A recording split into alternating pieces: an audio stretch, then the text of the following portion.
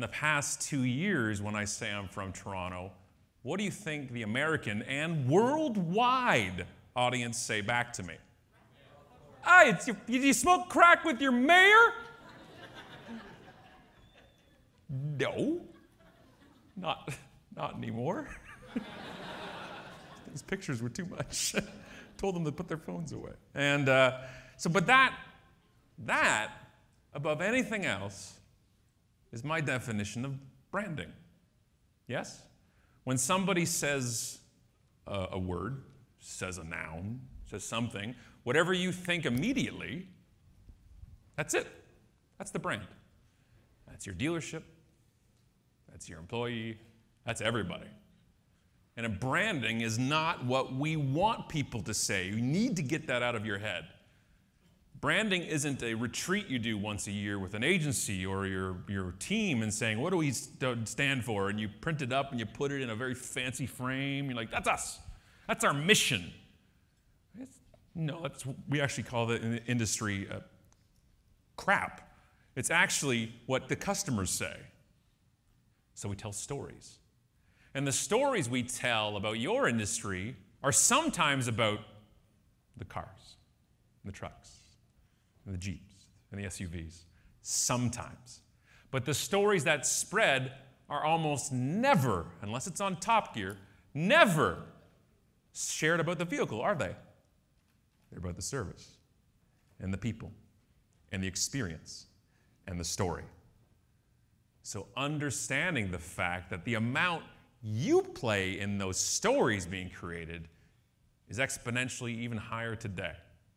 Because that's, as Marcus was also mentioning on this morning, the front end of things, getting into that side of the decision funnel before you get involved is where that story comes into play.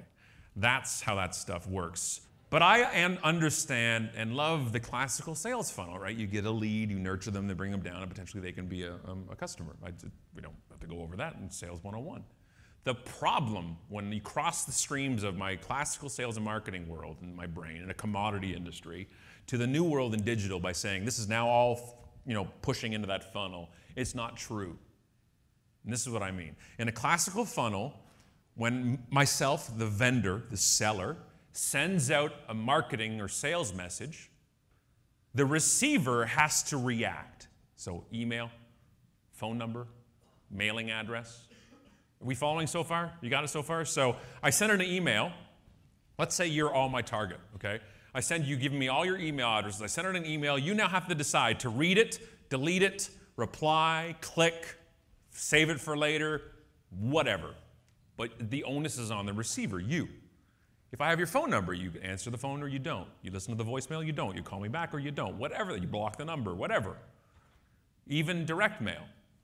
You look at the piece of mail, you throw it away, recycle, act on it, call, go to a website. But the onus is on the receiver of the marketing and sales message to do something. That's a funnel to me. I can control reaching out to you. The problem when we throw all digital into that, especially social, is if I have 1,000 Twitter followers and I send out a marketing message on there, 1,000 people don't have to decide whether or not to read it, reply, retweet, ignore it. If they're not on Twitter in the 5 minutes after I've sent it and they don't have a huge amount of people they're following, they may see it. On Facebook, you ever run a Facebook business page, you'll know organic reach has decreased. That if the Facebook EdgeRank algorithm gods deem my post worthy, maybe 4 or 5% of people may see it.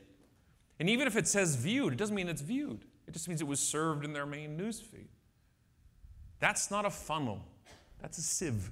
Here's an example from our accountant, by the way. He got an email from a dealership that he bought a van from. And he said, "Dear Timothy," which he never calls himself, "thank you for being a valued customer. Providing you with a great experience is our top priority. Simply click on a star rating below to rate your experience. After completing your rating and testimonial of us, you can also earn the following reward by sharing your experience with others on Facebook, Twitter, and Google. Enter into a draw to win an iPad mini." So here's the problem with getting this email from Timothy, who never calls himself Timothy, by the way. He shared this story with us for the show. And the email starts off with, "I thought you guys would like to see this." You never want your company coming after that sentence, by the way.